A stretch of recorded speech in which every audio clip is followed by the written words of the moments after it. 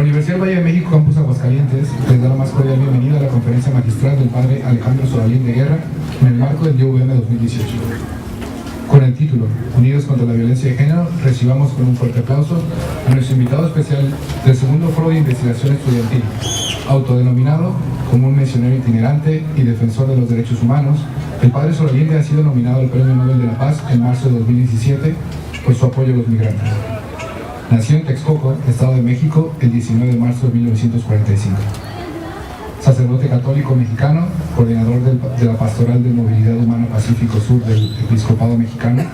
Es también director y fundador del albergue Hermanos en el Camino en Oaxaca, centro de asistencia humanitaria e integral, inaugurado en el 2007 para apoyar a los migrantes procedentes de Centroamérica en dirección a Estados Unidos.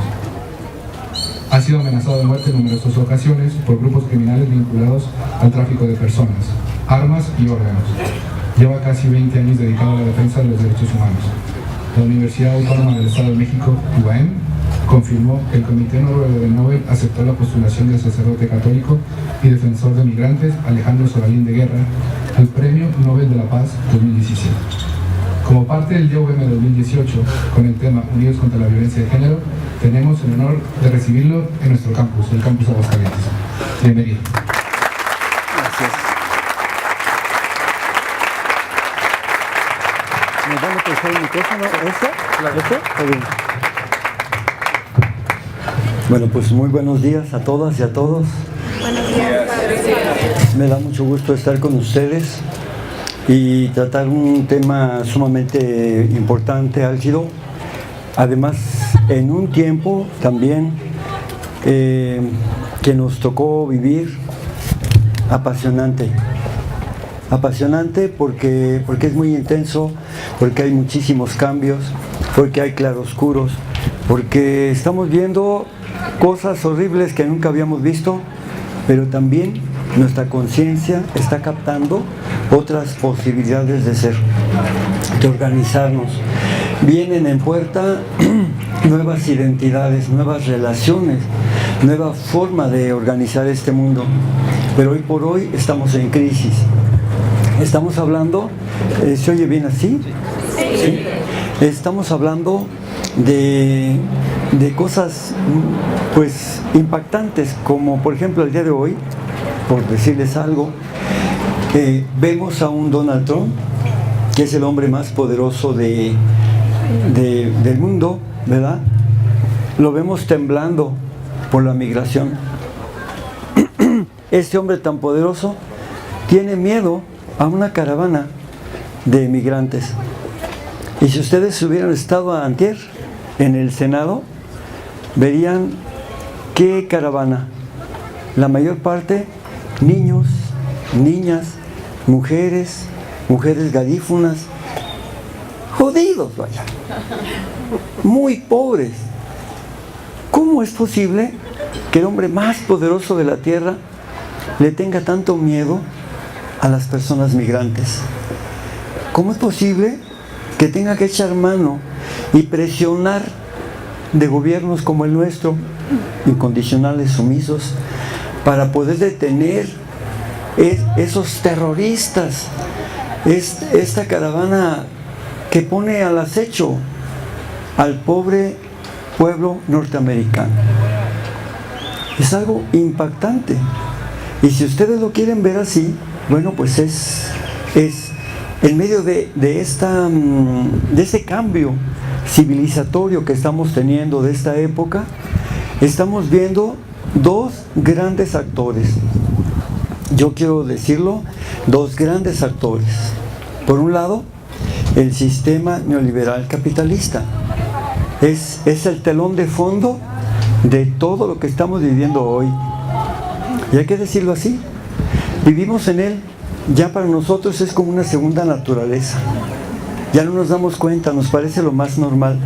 Todas las relaciones que ha generado este sistema neoliberal capitalista nos parecen ya normales. Pero además, lo más triste, y esto es lo que yo quiero tratarles hoy, la violencia que se ha generado en todo el mundo, en parte, no solamente, en parte por el sistema neoliberal capitalista. ¿Por qué?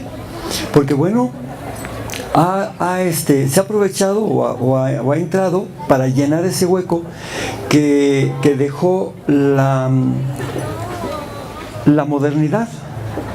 La modernidad nos dejaba unos ejes, unos valores, una ubicación existencial, con instituciones sólidas, firmes, como la Iglesia Católica, que hacía como un papel muy interesante de estabilizador del mundo. Pero hoy esa iglesia también está en crisis. Todo está en crisis. Todo. ¿Me creen? Yo estaba oyendo esta mañana, por ejemplo, que el premio más prestigiado para designar varias disciplinas es el Nobel. Pues la academia sueca se está tambaleando. De 18 miembros que eran, ya han renunciado 5, quedan 13 y está ahorita en una situación muy crítica. La máxima institución, que el árbitro moral, cultural, educativo, que da reconocimientos en el mundo, también está en crisis. Y Europa, que es donde se ubica esta academia, la Unión Europea también está en crisis de valores, crisis de relaciones. Y esta Europa también tiene un miedo muy grande a las personas migrantes, también. Entonces, como telón de fondo, vemos esta descomposición mundial, esta crisis, que no es otra cosa más que una reconfiguración de un nuevo mundo. Estamos en espera de construir un nuevo humanismo. Ya hemos tenido varios elementos, el sistema socialista, el sistema capitalista que también ya tronó. Entonces estamos a la espera, a la construcción de nuevas formas de vida, nuevas relaciones, nuevos equilibrios también, ¿verdad? Y un sentido diferente de vivir. En este sentido, nosotros podemos ver y explicar por qué el mundo está como está, pero por qué nuestro querido México, ¿verdad?, está tan bien como está, de violencia de unos contra otros y todos contra todos. Pareciera que nuestra relación favorita es la violencia, la agresividad, verbal, no verbal, como quieran. Es lo que estamos viendo hoy en todo. Entonces, yo quisiera que, tratándose de unidos contra la violencia de género, en este foro tuviéramos como objetivo, porque no tirarle, ¿verdad?, a cambiar nuestra perspectiva. No hablar de género, de la perspectiva de género, no hablar de lo que está pasando. Yo no vine aquí a echar rollos, no vine a dar conferencias magistrales. Lo que quiero es mover conciencias, lo que quiero es mover tapetes, lo que quiero es inquietar y que la gente no se vaya como llegó. Entonces, yo he hablado de este contexto general de violencia y dije también un factor muy importante, que es el sistema neoliberal capitalista. ¿Pero por qué? Porque nos quitó la estructura que teníamos, quitó a Dios, puso al dinero, al mercado, a lo material, lo que ustedes quieran, como lo más importante. Nosotros como católicos nunca vamos a reconocer que nuestro Dios es el dinero, lo material, nunca. Pero Dios es aquello para lo cual, para nosotras y nosotros, sea lo primero. Y podemos rezar lo que ustedes quieran, pero vamos tras de lo material. Y estamos pensando muchas veces qué vamos a comprar, o qué vamos a vivir, o dónde vamos a vacacionar, o no sé, todas cosas muy legítimas. Pero el problema es que estamos viendo cosas sorprendentes, alarmantes, que no nos dicen nada. Por ejemplo, ¿cuándo sabe uno la rayita de cuando uno es consumidor y uno ya es dependiente? ¿Cuándo sabemos? ¿En qué rayita sabemos cuando uno busca las cosas para uno y trabaja para vivir, compra para vivir, tiene para vivir, y cuando vive para tener? y cuando vive para todo eso. Estamos viendo personas víctimas de este sistema neoliberal capitalista. Por ejemplo, uno de ellos, Donald Trump, pobre, le han de zumbar las orejas. Pero imagínense, Donald Trump, para muchos, de verdad, lo consideran un exitoso como empresario, más allá de que esté chiflado. Porque la verdad es que sí está enfermo. Es un hombre enfermo que tiene sus desequilibrios terribles en las relaciones, unos vicios relacionales tremendos, ¿no? Entonces, pero fuera de eso, este hombre hay que considerarlo como lo que es, como también nuestras familias más ricas de México, esas 30 familias más ricas de México, que ya ni los mencione porque en Forbes están clarísimos todos sus nombres. Y hay revistas que pagan para que lo saquen. Bueno, estas revistas, estas personas, ¿verdad? También son personas fracasadas. Porque aunque sean exitosas y sean católicas y vayan a misa y digan que son muy educadas y que dan limosnas, la verdad, ya se amolaron. ¿Por qué? Porque ya son adictas, ya viven para tener. Y yo no encuentro otra explicación.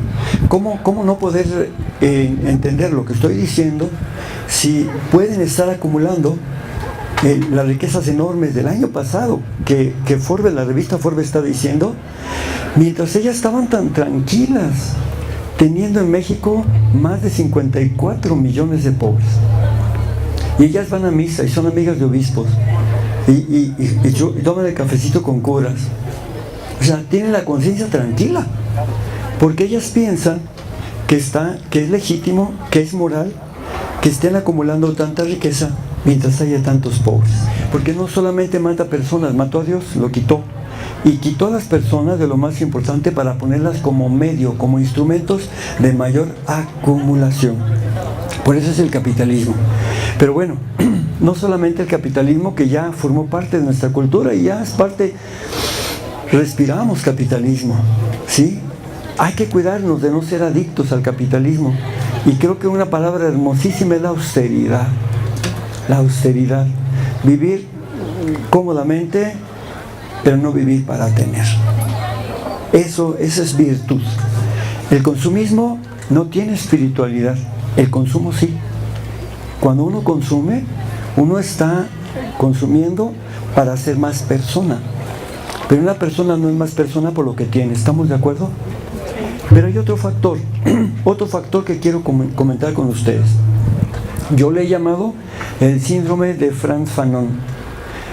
En Argelia, cuando se estaba haciendo la liberación de Argelia, la independencia de Francia, respecto de Francia,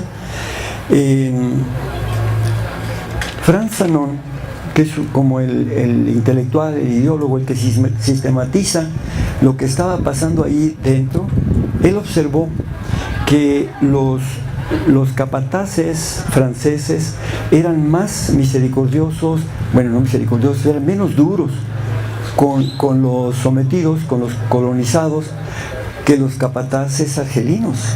Los capataces argelinos eran tremendos, eran sumamente violentos. Y él siguió esa cadena de violencias y vio que los hombres capataces golpeaban, fíjense, a los hombres, y los hombres eran los primeros que recibían el impacto de esa brutalidad colonial, en este caso francesa. Pero luego él vio cómo los hombres eran sumamente violentos con sus mujeres, se desquitaban con las mujeres, tremendamente violentos. Pero también las mujeres eran sumamente violentos con los hijos. Y los hijos con los hermanos, y los hijos y los hermanos con los animales. Era una cadenita. Yo esto lo he vivido, porque he vivido mucho tiempo con las personas más pobres, con indígenas. Y he visto esto muy claro. En México también está pasando eso. Es otro factor también de esa violencia que hay entre nosotras y nosotros. Pero hay un factor cultural, fíjense, hay un factor cultural que está manteniendo esa violencia de género, ese sometimiento de la mujer, esa minusvaloración de la mujer. Y esa es precisamente la vigencia cultural judeo-cristiana mantenida durante 2000 años por la Iglesia Católica. Yo amo mi iglesia y me siento muy orgulloso de ser bautizado, me siento muy orgulloso de ser sacerdote, pero ella también me formó, aunque haya un contraste entre mi manera de pensar y la manera de pensar de algunos pastores de la Iglesia Católica, pues yo no vine de Marte. A mí me formaron obispos muy abiertos, obispos históricos, me formaron muchos sacerdotes excelentes que me hicieron ver de manera distinta. Es decir, me cambiaron mis referentes. Y entonces me hicieron ver, ¿verdad?, que esa, por ejemplo, en relación con la mujer, me hicieron ver que es una injusticia, pero es algo que se pudo haber superado hace 2000 años. ¿Por qué en ambientes católicos la violencia contra la mujer es más fuerte? Porque México es uno de esos países que más agrede, que más maltrata a las mujeres. Es un país muy católico. Y el catolicismo se ha entendido mal. Y aquí yo aprovecho para hacer un factor muy importante. Miren, no es lo mismo religión que fe. La religión es un producto humano. La religión es una forma, ya no sé dónde pararme para que no me tape nadie. ¿No se puede quitar esta cosa tantito? Sí, no se puede. Por favor. Por aquí atrás, mira, si quieres ponerlo, Elvis, no te vayas a sentir.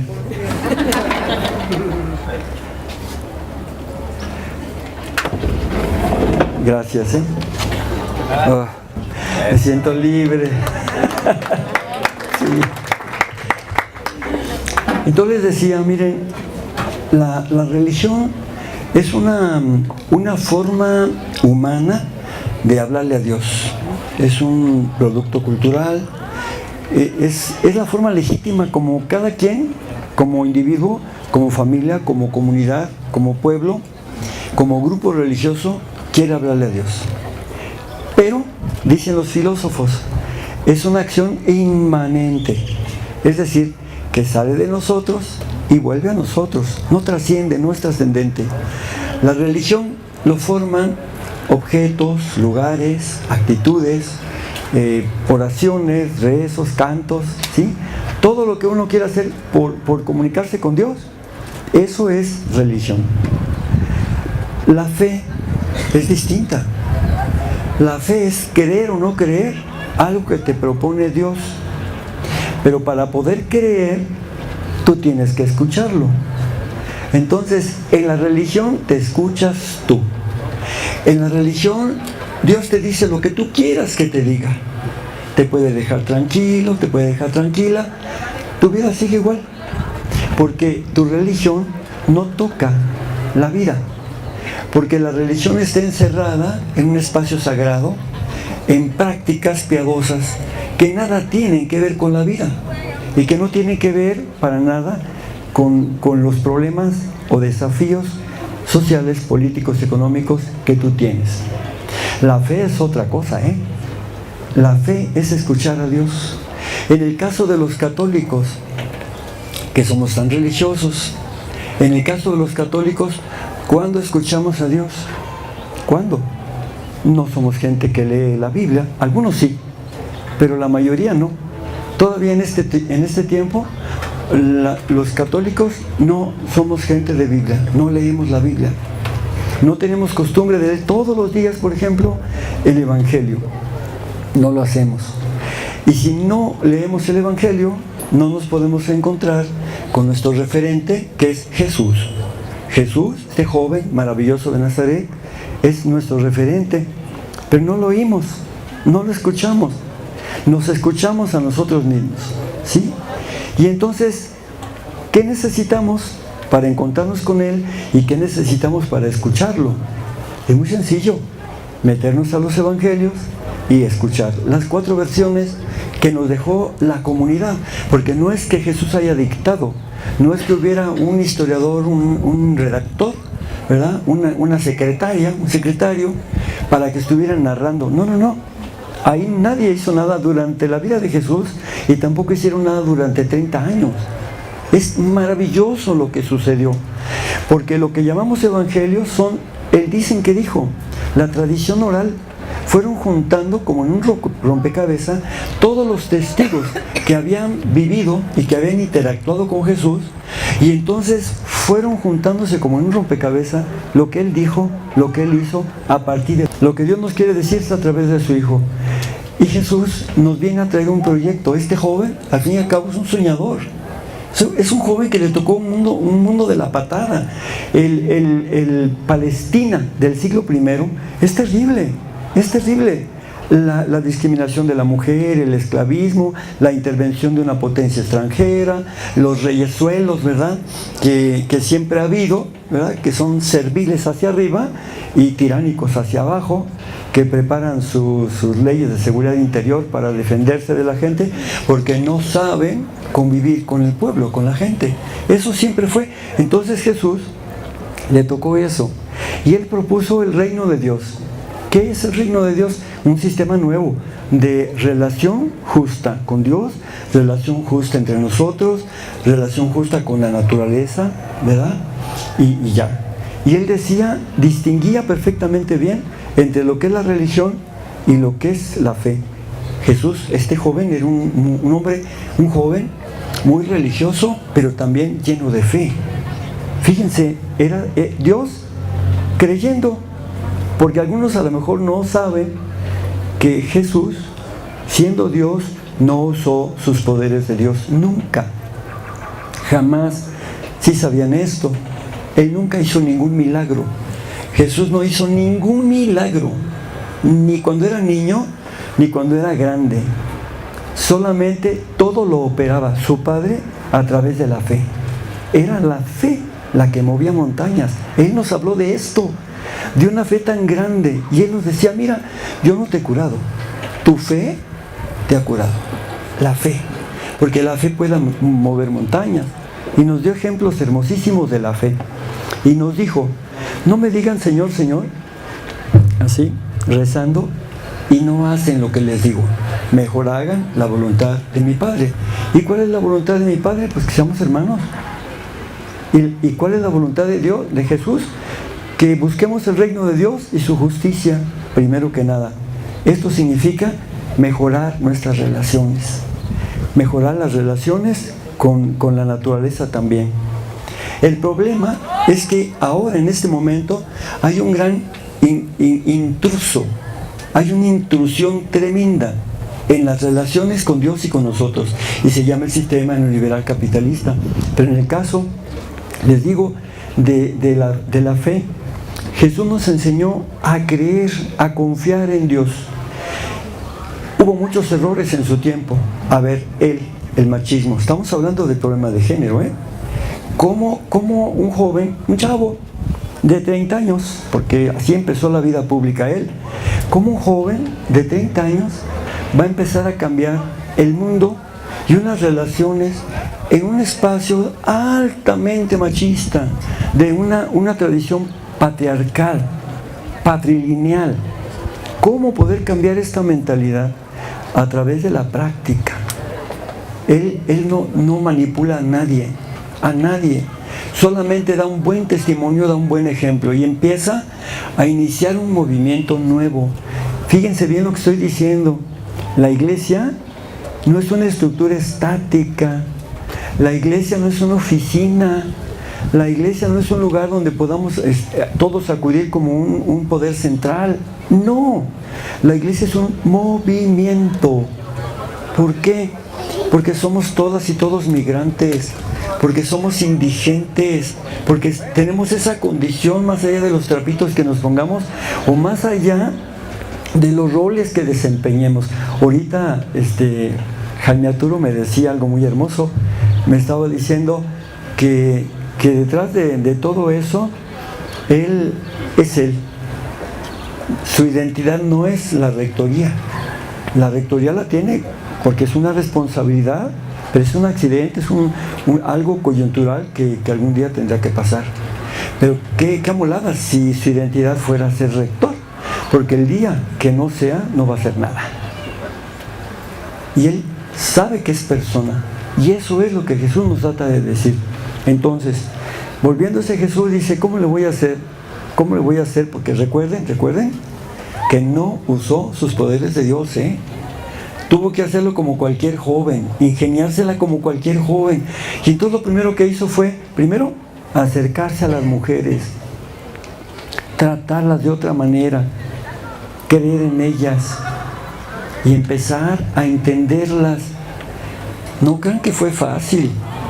No es fácil meterse en un mundo de mujeres de hace 2000 años, tan despreciadas, tan herméticas, tan acomplejadas, pero además con mucho miedo.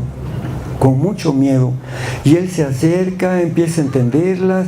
Llegó el momento en que se gana su confianza de mujeres extraordinarias como María Magdalena, que por favor no era ninguna prostituta. El Papa Gregorio, ahí en el año 591, ¿verdad?, juntó dos textos, que también hemos tenido papas ignorantes, juntó dos textos en el que asocia a la mujer pecadora del templo, la adúltera, con María Magdalena. Y desde entonces le puso la etiquetita de prostituta y jamás habíamos apreciado a esta mujer. Pero Jesús sí la apreció. Y entonces Jesús empieza un movimiento, fíjense, de mujeres, donde para todos lados ya se vuelven inseparables. Las mujeres son inseparables de la misión de Jesús, del reino de Dios. Y podemos decir que las más fieles, a quienes Dios le da más importancia, son ellas. Bueno, aquí hay algo desconcertante. A nuestra sociedad las mujeres no son lo más importante porque vivimos el machismo, pero para Dios sí. Desde que elige una mujer para que nazca su hijo, ahí está toda la confianza para una mujer. Y era una muchachita, María era una muchachita analfabeta, hay que decirlo, porque la vemos con trapitos muy elegantes y como reina y todo. No. Ella era una mujer analfabeta, una mujer sencilla del pueblo, una chamaquita de 15 años, 14, 15 años. Cuando Dios le habla, le dice, tú vas a hacer, no, espérate. Le está proponiendo y María dice, pero ¿cómo va a ser esto? Y tiene muchas dudas. Obviamente el evangelio es como lacónico, es como un telegrama, ¿no? Nos va diciendo por punto lo más importante, pero hay cosas que hay que sobreentenderlas. Ese diálogo de Dios con María, con esa chamaquita, debió haber sido increíble, porque Dios se adapta a la naturaleza humana y le ha de haber propuesto muchas cosas, porque no es que vaya el angelito con las alas, por favor. Estamos hablando de comunicación interior sobrenatural muy fuerte, donde María dijo, ¿qué pasó aquí? ¿Qué me está pasando? Ella no sabía cómo Dios se comunicaba de esa manera extraordinaria.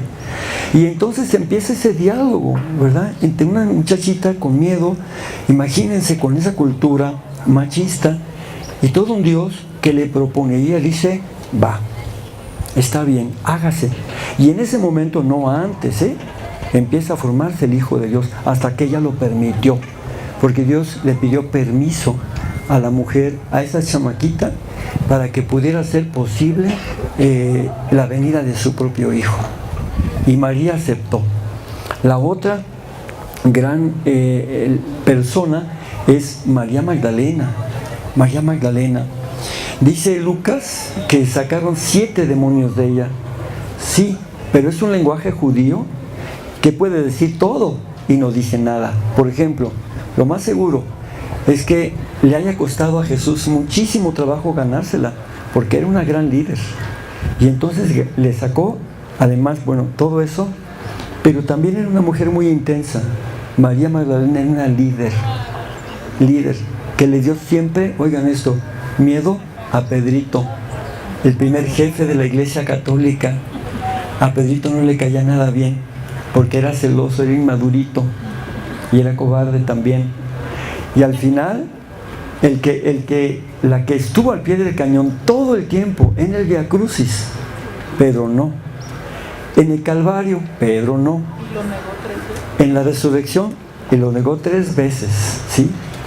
O sea, si ustedes leen la historia de Pedro, es fascinante, porque es nuestra historia.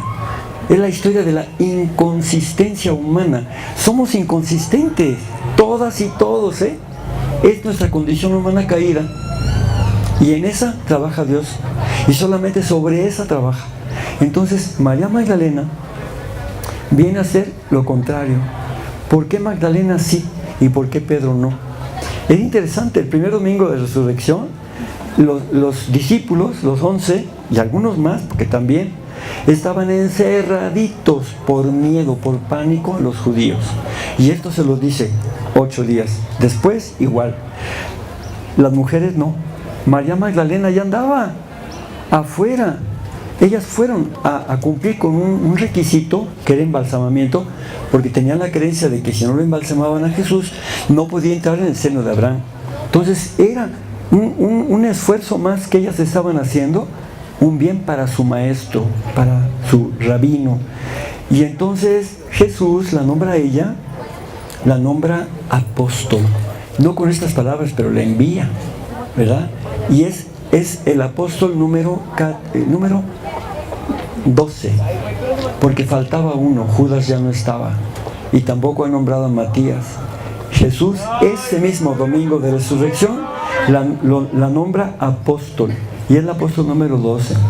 Y si quieren, Matías es el 13, y si quieren, el 14 es Pablo. Extraordinario, pero así están las cosas. Entonces, ¿qué pasó? ¿Por qué no fue reconocida María Magdalena? ¿Por qué no siguió esta misma dinámica de Jesús mixto con este movimiento de la iglesia? Para atreverse, y también María Magdalena, imagínense la censura de la gente. Cómo una mujer anda con los hombres y anda ahí como loca, porque a Jesús la consideran un loco, ¿no? Anda con esas loqueras de esos que están ahora de Galilea. Y ahí estaba. Bueno, yo pienso que se necesita cambiar la perspectiva respecto a la mujer. Ustedes mismas mujeres, aquí estoy viendo muchas mujeres, pero ya les han introyectado ese mismo papel secundario de las mujeres, se los han introyectado vía religión. Las mujeres son las más religiosas, las que se acercan más a la iglesia y las más propensas a los prejuicios que se han propagado por parte de la jerarquía católica. Hay que decirlo. Me voy a regresar 2000 años. Miren, Pablo y Bernabé eran apóstoles extraordinarios porque no fueron los que anduvieron con Jesús. Pero llega un momento en que ellos tienen una duda. Pablo es un genio y también malgenioso. Y entonces dicen ellos, para seguir la vida cristiana se necesita ser culturalmente judío. Ellos tienen duda porque Pablo es judío, pero tiene otra cultura. Bernabé igual, bueno, Bernabé era un poco más judío, pero había otros que eran helénicos, que no tenían esa cultura. Van a Jerusalén en el año 49 y le preguntan, fíjense, les preguntan a los apóstoles, oigan, tenemos que seguir todas las tradiciones, la cultura judía, para seguir a Jesús. Y entran en un periodo de liberación que no nos dicen cuánto duró, no nos dicen, pero entra y al final habla Pedro. Oigan esto, Pedro tiene que recibir una revelación extraordinaria, sobrenatural, para convencerlo. Era una piedrita, Pedrito, de verdad. Y entonces tiene que recibir esa revelación para decir sí, no hay nada impuro, no hay que seguir prohibición de alimentos. Y así de la circuncisión, tampoco es necesaria la circuncisión. Pero nunca mencionan el papel de la mujer. Nunca cuestionan culturalmente, con la nueva práctica de Jesús, la cultura ancestral judía de discriminación de la mujer. Si ustedes toman el primer libro de la Biblia, el Génesis, van a ver que ahí alguien paga los platos rotos de la entrada del mal en el mundo, y es Eva. Eva, que ya sabemos que nunca existió, y tampoco Adán nunca existió, porque son personajes ficticios para decir de alguna manera las primeras parejas, los primeros que hubo, pero como si fue esa vida en un principio. Entonces, Dios les reclama al hombre por haber faltado, por haber desobedecido, por haber tomado una decisión equivocada, y él fácilmente le echa la culpa a la mujer. Pues mira, esta fue, esta que me dice yo chico, yo no sé, yo inocente, me dio a comer la manzana, peras, perones, lo que sea. Ese es el pretexto, es nada más la decisión, ¿sí? Porque hay que entender, hay que leer bien el Génesis. No es como está, no es un libro literal, no es un libro científico, es un libro de fe. Y entonces le echa la culpa a la mujer. Desde entonces viene marcado todo eso. Hay 40 autores en la Biblia, ninguna geógrafo mujer. No hay ninguna autora en la Sagrada Escritura. No hay ninguna. Porque toda la versión oficial de Dios es masculina. Dios ha expresado solamente a través de los hombres, las mujeres no. ¿Ustedes creen eso? Sin embargo, ahí están 40 autores en la Sagrada Escritura, después de 2000 años de escritura, y solamente los hombres, la mujer no. Cuando ustedes leen, fíjense, es algo tan increíble. Cuando Jesús habla, está hablando a hombres y a mujeres, ¿eh? Sin embargo, ahí solamente priva el género masculino.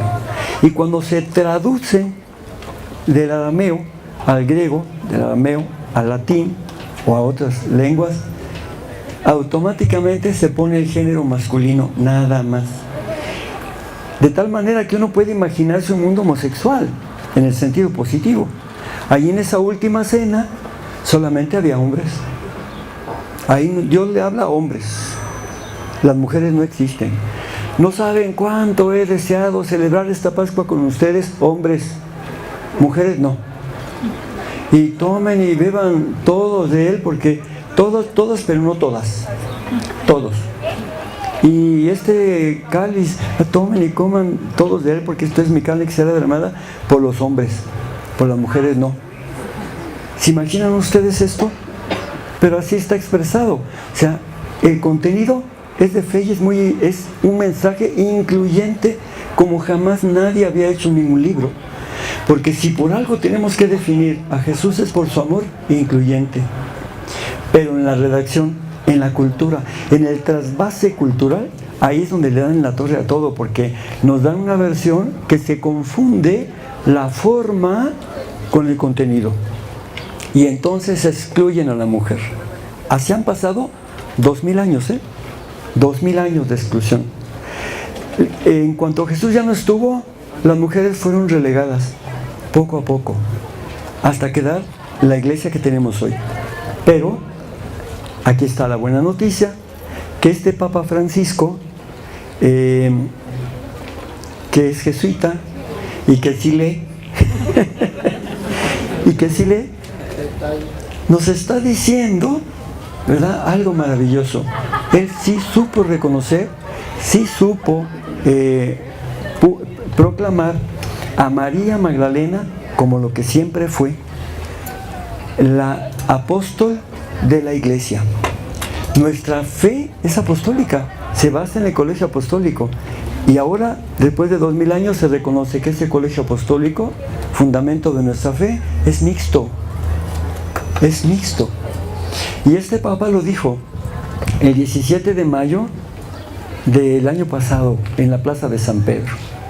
Y bueno, si puede lo más, puede lo menos. No hay ningún argumento para que una mujer no pueda ser papa, obispa, presbítera.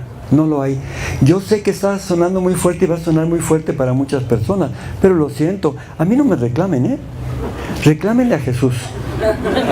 A él reclámenle, porque él metió el desorden.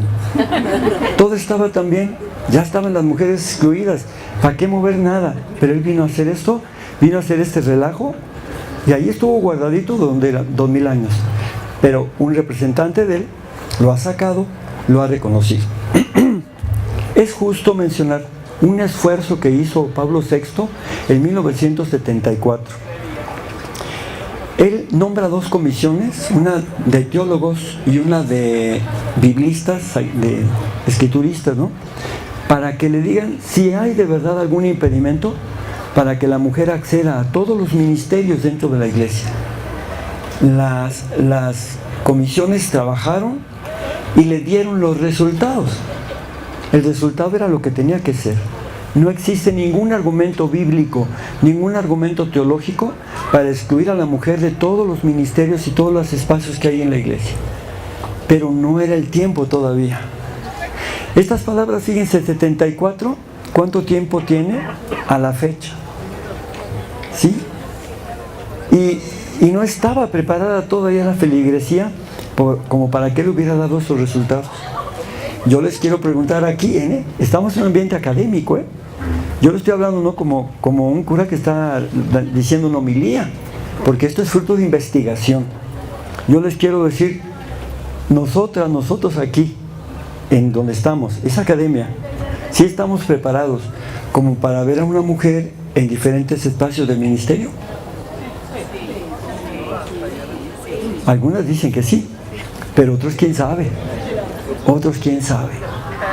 Y es eso, o sea, si tenemos que avanzar como iglesia, tenemos que retroceder 2000 años, si no, nunca vamos a avanzar. Si no volvemos a las fuentes, no vamos a avanzar. Pero hablemos de esta violencia de género, porque yo estaba hablándoles sobre eso, ¿no? Las cifras que nos dan los organismos encargados de la medición de todo esto son bárbaras, son tremendas, la agresión contra la mujer. Ayer simplemente Maribel Barajas, una candidata a diputada de parte del Partido Verde, fue asesinada, ¿sí? Ya son 104 con ella, políticos de diversos partidos que asesinan. Nos duele también por ser ella una mujer, y sigue los números de asesinatos imparables de las mujeres. La violencia generalizada en el país es un hecho, la violencia intrafamiliar también, violencia física, verbal, moral, psicológica, de parte de algún miembro de la familia. En México ha habido y hay, fíjense, mínimo de 50,000 llamadas cada mes de emergencia por violencia intrafamiliar. Hay eso. 2017 fue el año más violento.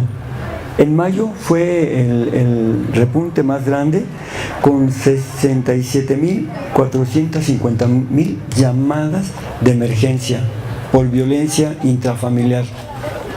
Y en 2018, nada más considerados feminicidios, son 122. Son muchísimos más, porque tenemos que contar de 7 a 11 asesinatos de mujeres diarios. Pero no todos son clasificados como eso. ¿Saben que es una vergüenza que nos pase este tiempo? Los eufemismos. Resulta que los eufemismos se han usado para no llamarle al pan pan y al vino vino, jurídicamente, para imputar responsabilidades a los perpetradores. Y entonces el mismo sistema se defiende y nombra a las cosas de otra manera. Pero la verdad es que esto es tremendo. Hay una espiral de violencia de género. Fíjense, hay 18,300 casos de violencia de pareja al mes. En 2015 hubo 400 feminicidios. En 2017 subieron a 700. En 2016 hubo 159,000 llamadas de emergencia al país. Entonces en 2017 hubo 200 más, muchísimas. Entonces hay una agresión. ¿Cuál es la violencia de género? Hay muchas formas de describir, pero la más aceptada es que es una agresión infligida por la pareja, maltrato físico, sexual, emocional, también con todos los mecanismos de control, controlar a la persona. Bueno, todo esto nos lleva a cifras, a numeralia. ¿Cuáles son los estados más violentos? Pero todos son, no hay uno que no sea violento contra las mujeres, pero hay unos por las cifras más violentos, como son Baja California, Chihuahua, Jalisco, Nuevo León, Quintana Roo, Sonora, Yucatán, Veracruz, Guanajuato. Las mujeres, ¿qué han dicho respecto a todo esto? ¿Qué ha dicho la academia? ¿Qué han dicho los que hacen estas investigaciones? Que hay una impunidad que incrementa la violencia de género. A ver, analicen esto. Hay impunidad. Si ustedes se fijan, la mayor parte de los que tratan estos asuntos son hombres. Yo no tengo nada contra mi género, solamente estoy señalando hechos. La mayor parte. Los que valoran o no valoran si es un feminicidio o es un asesinato común o algo así, pues son hombres. Somos nosotros los hombres. Solo en 19 estados se ha legislado adecuadamente este crimen de feminicidio. Hay renuencia de autoridades, la mayor parte de hombres, para investigar muertes violentas de mujeres. Criminalizan a las mujeres. Lo primero que hacen los hombres en todos lados es criminalizar a las mujeres. O dicen que son suicidios. ¿Cuántas veces yo acompañé a las mujeres, mamás de niñas desaparecidas en Veracruz? Veracruz, algo espantoso, porque salían las niñas de la escuela de secundaria, de preparatoria, simplemente se las llevaban, las desaparecían. Y ahí la mamá buscándolas, yo acompañé muchas veces a algunas de ellas. ¿Y saben qué les decían? Ay, señora, no se preocupe, se fue con el novio. Mire, al rato le va a dar una alegría, va a ver, porque le va a traer un nieto. Así le decían a las mujeres. A los 2 años aparecían muertas. Habían sido violadas, habían sido torturadas y asesinadas. Los 13 estados restantes que aún falta en sus legislaciones son, en primer lugar, Aguascalientes, Baja California Sur, Chihuahua, Durango, Guanajuato, Michoacán, Nayarit, Puebla, Quintana Roo, Tabasco, Tlaxcala, Yucatán. Todas estas entidades no cuentan con legislación suficiente penal adecuada para poder revertir estos crímenes. Entonces, las mujeres donde no hay esa legislación están más propensas a que haya la impunidad. ¿Cómo es el perfil de las mujeres asesinadas? Jovencitas, entre 20 y 30 años. ¿Cómo han sido asesinadas? Golpes, estrangulamiento, asfixia. ¿Sí? Y hay avisos, casi en todas hay avisos previos. Y van a las autoridades y los dicen y otra vez no les hacen caso. Yo un día, ¿ustedes han oído hablar de Frida Guerrero? ¿Sí? Ella está en las redes y está protegiendo a las mujeres, mamás sobre todo, de mujeres desaparecidas o asesinadas más que nada. Y un día me invitó y estaba yo con las mujeres, con esas mamás. No aguanté, me tuve que aguantar, ni modo, pero estaba describiendo como una mamá, cómo mataron a su hija, una hija de unos 19 años.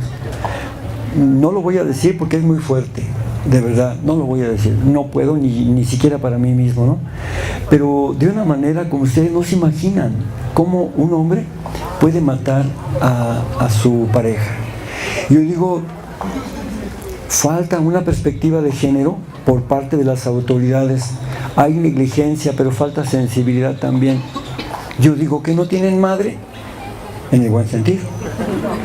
No tienen madre, no tuvieron madre, no supieron que de ellas veníamos, que de ellas venimos.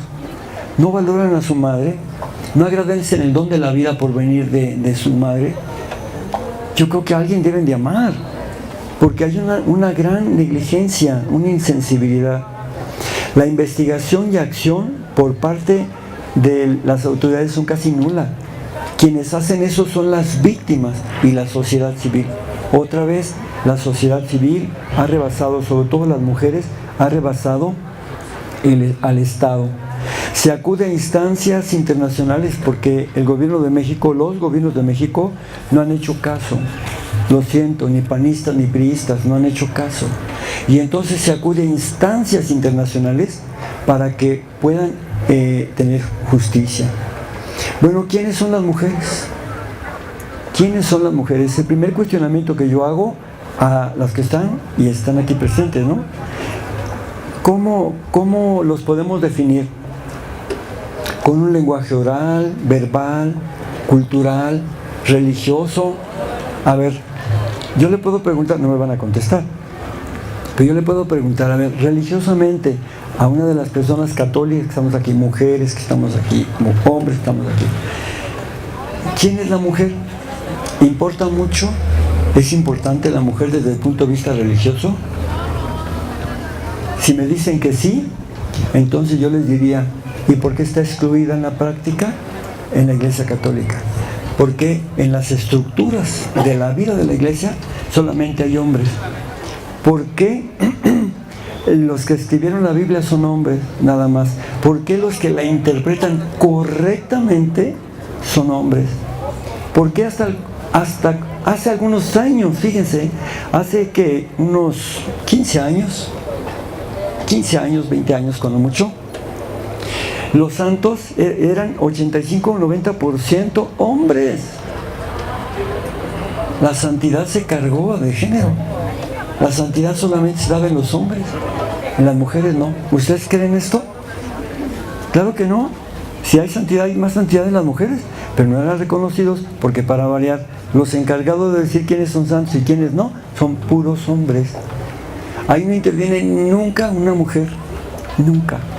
Los encargados de elegir en la iglesia quiénes son sacerdotes, obispos, cardenales, papas, son puros hombres.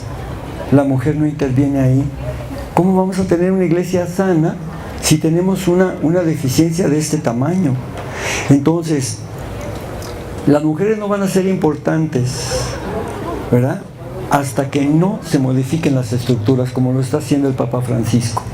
El Papa Francisco está solucionando eso porque ya declaró que una mujer es apóstol de la iglesia. Otro Papa valiente, con menos años, tendrá que venir y entonces tendrá que seguir este proceso hasta que se sanee la estructura de la Iglesia Católica. Y entonces el lenguaje verbal será decir la mujer es importante, pero también el lenguaje no verbal, el lenguaje estructural dirá son importantes porque sí hay igualdad de género. Entonces tenemos que aprender a mirar de otra manera. Ahí voy a ir aterrizando.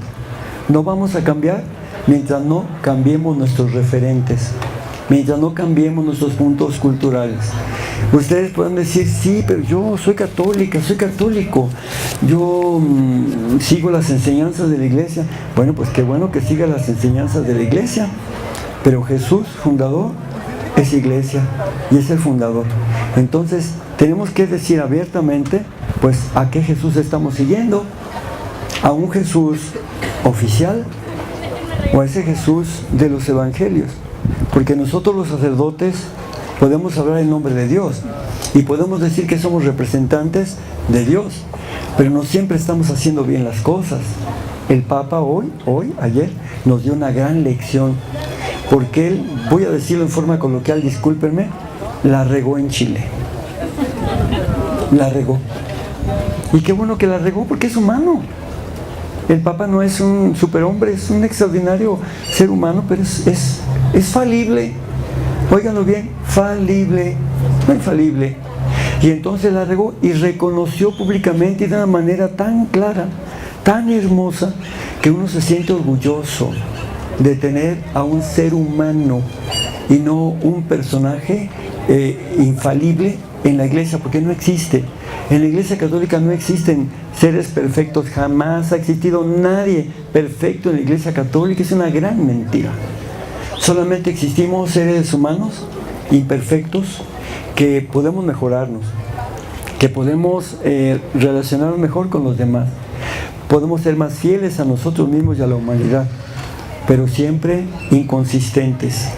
Y este Papa nos acaba de dar una lección. Entonces, no vamos a pensar que nuestra iglesia esté en el camino correcto hasta que no corrija varias cosas. La número 1 es las mujeres. Es una gran injusticia. Para mí no solamente un vicio cultural histórico, sino es una gran injusticia, porque si a alguien le debemos la vida, es a las mujeres.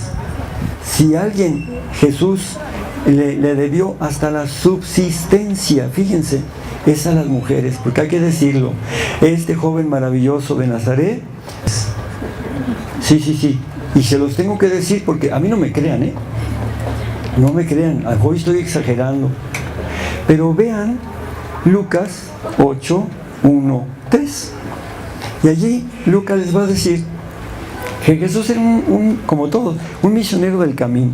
Era un joven que andaba para todos lados, era misionero itinerante del reino de Dios. Y imagínense, era imposible, él era trabajador, sí, sabía trabajar, su oficio era carpintero, pero o trabajaba de carpintero o le hacía al misionero, porque era de tiempo completo. Y además, como estaba diciendo cosas tan fuertes, pues esas personas que profetizan duran poco. Y entonces las mujeres lo apoyaron. Y ahí dice quiénes le sostenían. En primer lugar, la primera de todo, nuestra Galla Mayor, María Magdalena. Enseguida, Susana, Juana, la mujer de Cusa, y otras muchas mujeres que con sus recursos lo sostenían. Eso lo dice Lucas. Entonces Jesús lo sostenían las mujeres en todo, porque ellas eran sus ojos. Fíjense, hay una película, yo se las recomiendo, se llama María Magdalena. A mí me gustó mucho, ojalá que llegue aquí. Me encantó porque es mi experiencia, la experiencia que yo he tenido. Mis ojos para ser un hombre más sensible y ver muchas cosas han sido las mujeres. Las mujeres me han prestado sus ojos, me han enseñado a ver lo que a veces yo en mi sensibilidad no podía hacer, y ellas me han ayudado. Y en esa película es muy bonita porque lo único que no me gustó es que presentan un Jesús adulto ya más grande. Ahí yo protesto porque era un joven, era un chavo, un jovenazo de 33 años, imagínense, y ahí lo presentan ya como 45 años, pues bueno. Pero entonces hay una parte bonita donde María Magdalena le dice a Jesús algo de las mujeres de Magdala. Mira, ellas les llaman la atención, pero no se acercan porque te tienen miedo. Claro, pues imagínense cómo les había ido con los hombres. Cuando se iban a acercar con este, iban a decir, es igual. Y entonces le dice, vamos, van con las mujeres de Magdala, y él aprovecha esa relación de mujer a mujer que tenía Magdalena con sus hermanas de Magdala, y empieza una relación, un diálogo muy bonito con él directamente. Entonces, por favor, cambiemos nuestra perspectiva. Queremos mucho a nuestro curita, qué bueno que queramos mucho a nuestro curita, a nuestro obispo, pero acuérdense que ellos fueron formados así. Entonces, ¿vamos a desobedecerles? No, vamos a obedecer al Concilio Ecuménico Vaticano II, porque ahí se juntaron más de 2.500 obispos del mundo. ¿Y qué nos dijeron ahí? Hay que cambiar, la iglesia tiene que cambiar, pero hay que ir a las fuentes, es decir, a Jesús. No el Jesús del dicen que dijo, no el Jesús de Hollywood, no el Jesús interpretado por ojos masculinos, sino vamos directamente a la fuente. Ahí está, Mateo, Marcos, Lucas o Juan. Ay, pero es que no, yo voy a obedecer a mi padrecito. Qué bueno que quieras a tu padrecito, quiérelo siempre. Yo también los quiero mucho y a mis obispos también. Pero ¿a quién voy a obedecer? Ahí está Aparecida Brasil. A ver, levanten la mano, de verdad, los que hayan leído el documento de Aparecida Brasil. Bueno, ¿sí saben qué es? Es el documento conclusivo de la Quinta Conferencia Episcopal Latinoamericana. Y esta es una prueba más de lo que les estoy diciendo, que somos un pueblo muy religioso, pero quién sabe la fe dónde ande, porque la fe no se puede separar de la política, de la economía, de nada. Y este documento yo se los recomiendo. Se juntaron 160 obispos y saben que fueron muy valientes. Hicieron una metodología preciosa de ver, pensar y actuar. Hicieron un análisis de la realidad pastoral y dijeron: las cosas andan muy mal, pero muy, muy mal. Tan mal que de plano tenemos que recomenzar. ¿Desde quién? ¿Desde qué referente? Jesús. Y entonces dice: nuestro pueblo no es gente de la Biblia, no es gente que se encuentre con Jesús, no es discípulo. Nuestro pueblo, tenemos que escuchar a Jesús. Entonces hay que hacer a la gente discípula. En estos 10 años no ha hecho discípula a nadie. Y después dijeron: hay que asumir el reino de Dios como misión de Jesús, ¿sí? Y ser misioneros. Misionero es enviado. Ese que es mandado es igual que apóstol, misionero. Y esa misión nos viene por el bautismo. Pero ¿cuál es el proyecto? El reino de Dios. ¿Y qué es el reino de Dios? Mejorar las relaciones políticas, económicas, sociales, culturales, deportivas, artísticas. Las relaciones con Dios, no un Dios inventado, el Dios de la vida que está ahí, no el Dios del capitalismo, ese Dios que nutre más de 3,000 religiones cómodas que nos llevan al consumismo. No, el Dios de la vida que está ahí, ese que nos enseña Jesús. Entonces dice, de plano, fíjense lo que dice esta iglesia. Yo lo digo con mis palabras, pero lo van a encontrar ahí. La conclusión que saca, después de una iluminación preciosa, dice: vamos a declarar la iglesia en el continente americano como zona de desastre. Y empieza a reconocer que nuestra iglesia es clientelar, que tiene clientes, pero no tiene misioneros, no escuchan a Jesús, son religiosos, pero no gente de fe. Todo se empieza y dice: no, hay que declarar todo el continente y hacer una misión permanente. Declararlo en estado de misión permanente. Es decir, tenemos que revisar todo. Este es el cuarto día, es jueves, ¿no? Es el cuarto día que nuestros obispos están reunidos en el lago de Guadalupe. Mañana salen. ¿Y saben qué están haciendo? Esto que estoy haciendo yo. Están revisando muy seriamente toda la iglesia, cómo estamos viviendo. Están revisando lo que yo les estoy diciendo.